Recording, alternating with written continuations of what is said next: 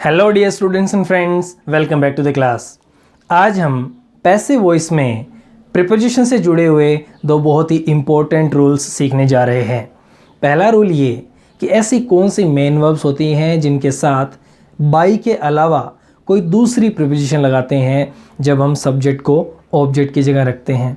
और दूसरा रूल ये कि ऐसी कुछ मेन वर्ब्स होती हैं जिनके साथ ऑलरेडी कोई प्रीपोजिशन दी हुई होती है, यानी फ्रेजल वर्ब।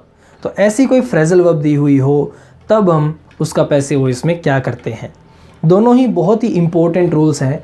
अक्सर कम्पिटिटिव और बोर्ड एग्जाम्स में ये एग्जांपल्स देखने को मिलते हैं। इसलिए चलिए शुरू करते हैं पहले रूल से कि बाई के अलावा कौन सी प्रीपोजिशन कब लगाई जाती है। तो याद रखिएगा, अगर पैसिव वॉइस में नॉन यानी मेन वर्ब की जगह नॉन आ जाए तो उसके साथ आप बाई प्रीपोजिशन कभी नहीं लगाएंगे, उसके साथ हमेशा टू प्रीपोजिशन लगेगी। ठीक है।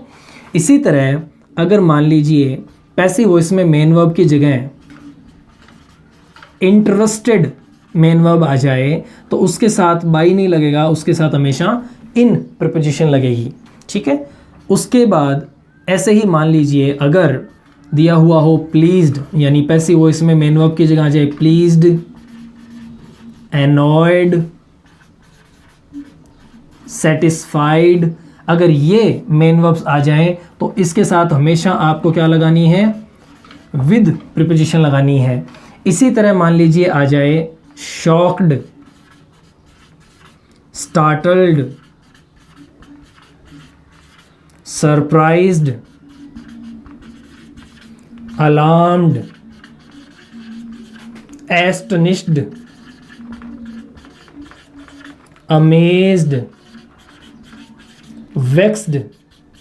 अगर ये मेन वर्ब्स आ जाएं पैसिव वॉइस में तो इनके साथ हमेशा आपको एट प्रीपोजिशन लगानी है। तो अगर ये मेन वर्ब्स आएँ तो इनके साथ आप कभी भी बाई प्रीपोजिशन नहीं लगाएंगे, ये दी हुई प्रीपोजिशंस लगाएंगे। ठीक है। अब एग्जांपल्स में इनको और अच्छे से समझ लेते हैं, जैसे कि तो ये हैं कुछ एग्जांपल्स। चलिए इनको चेंज करते हैं पैसिव वॉइस में।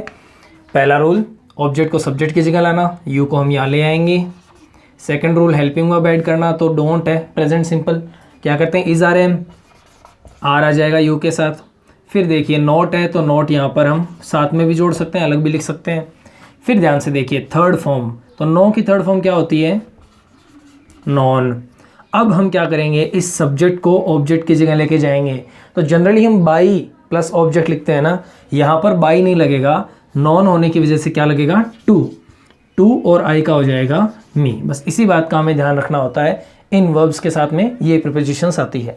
सेकंड एग्जांपल में द ऑडियंस ऑब्जेक्ट है, इधर ले आएंगे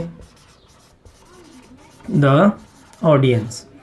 second rule, helping verb add करना, पास्ट है तो यहाँ पर वॉज और plus third form of verb pleased.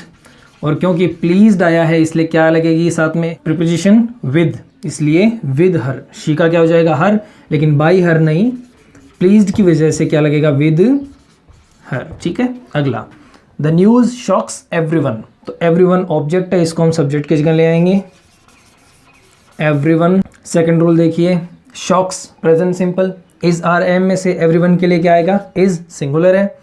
फिर थर्ड रूल, थर्ड फॉर्म, तो थर्ड फॉर्म क्या होगी शॉक्स की, शॉक्ड। फिर देखिए ये है सब्जेक्ट द न्यूज़, इसको हम ऑब्जेक्ट की जगह लेके आएंगे, शॉक्ड के साथ में क्या लगता है, एट लगता है, तो यहाँ पर एट द न्यूज़।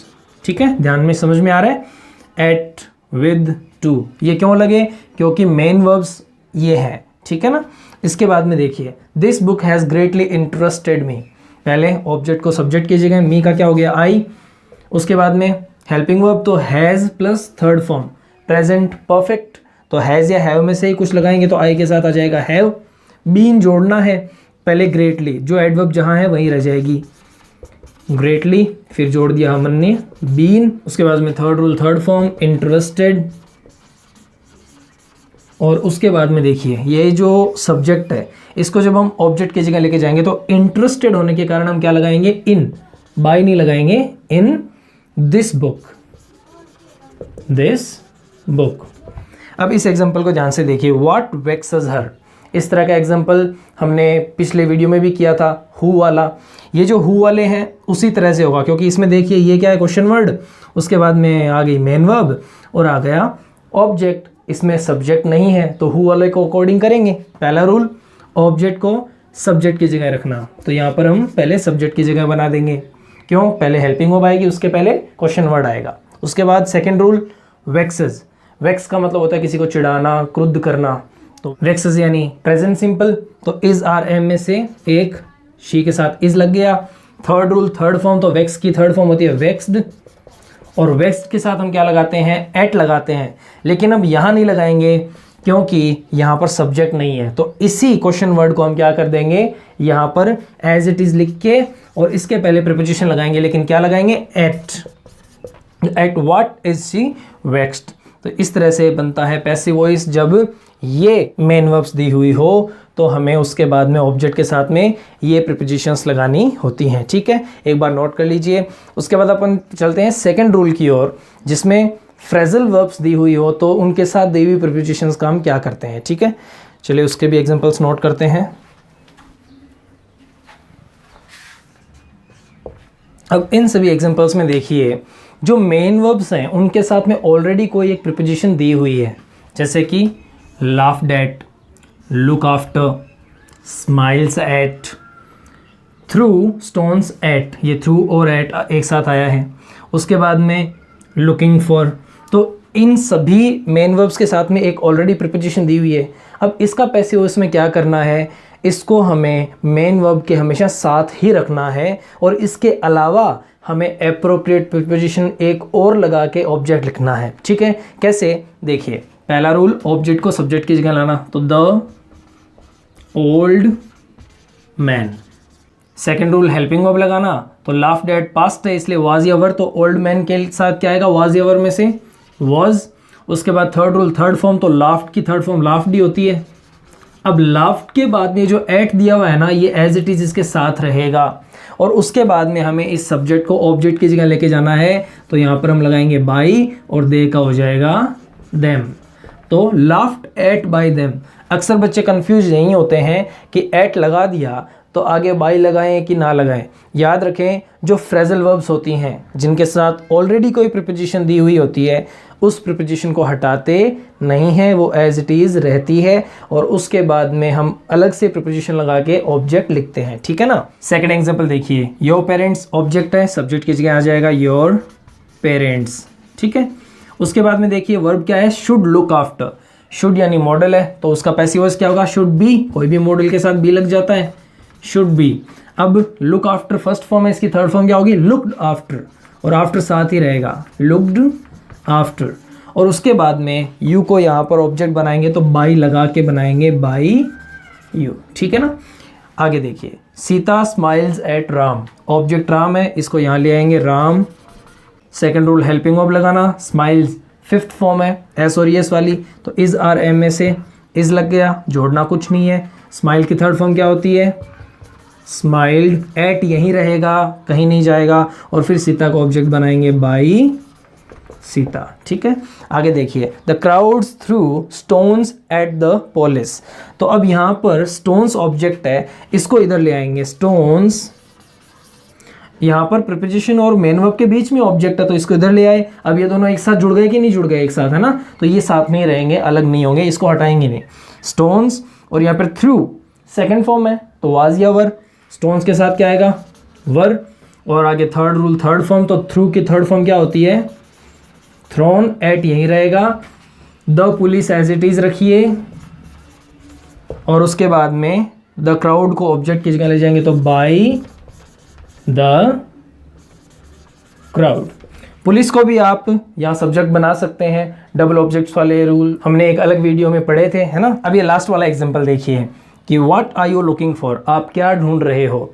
इस सेंटेंस का स्ट्रक्चर ध्यान से देखिए, व्हाट क्वेश्चन वर्ड है, आर हेल्पिंग वर्ब है, सब्जेक्ट इस सेंटेंस का यू है, इसके बाद में looking for Sidhi main verb, आगे क्या चीज़ मिसिंग है, ऑब्जेक्ट। इसके ठीक पिछले वीडियो में हमने ऐसे सेंटेंसेस बहुत प्रैक्टिस किए थे जिनमें ऑब्जेक्ट नहीं होता। कौन से में नहीं होता, whom वालों में ऑब्जेक्ट नहीं होता।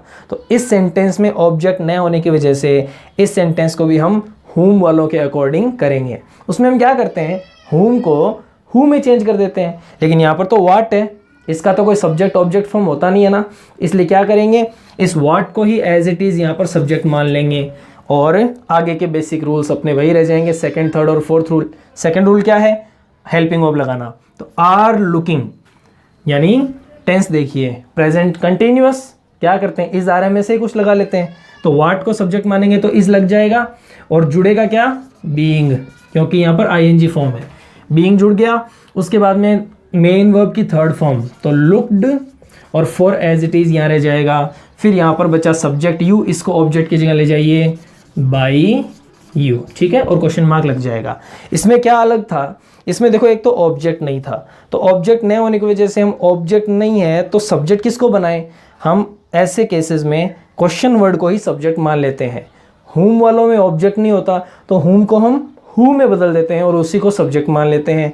आगे एज इट इज़ अपने रूल रह जाते हैं, हेल्पिंग वर्ब ऐड कर दी, मेन वर्ब ऐड कर दी और आगे जो भी अपना सब्जेक्ट है उसको ऑब्जेक्ट बना दिया। तो ये दो रूल थे आज की वीडियो में, एक तो कौन सी अलग प्रीपोजिशंस लगाते हैं बाई की जगह, और दूसरा रूल कि कुछ प्रीपोजिशंस ऑलरेडी दी हुई होती हैं तब उनका हम क्या करते हैं, कुछ नहीं करते, एज इट इज़ रखते हैं और साथ में बाई लगा के ऑब्जेक्ट लिख देते हैं। अगले वीडियो में हम ये जानने वाले हैं कि ऐसे कौन से सब्जेक्ट होते हैं एक्टिव वॉइस के जिनको हम पैसिव वॉइस में ऑब्जेक्ट नहीं बनाते, यानी जिनका ऑब्जेक्ट बनाना उचित नहीं माना जाता। तो मिलते हैं अगले वीडियो में, तब तक के लिए टेक केयर, बाय बाय। और इन रूल्स को एक बार अच्छे से प्रैक्टिस कर लीजिएगा, काफ़ी इंपॉर्टेंट रूल है। Thank you so much.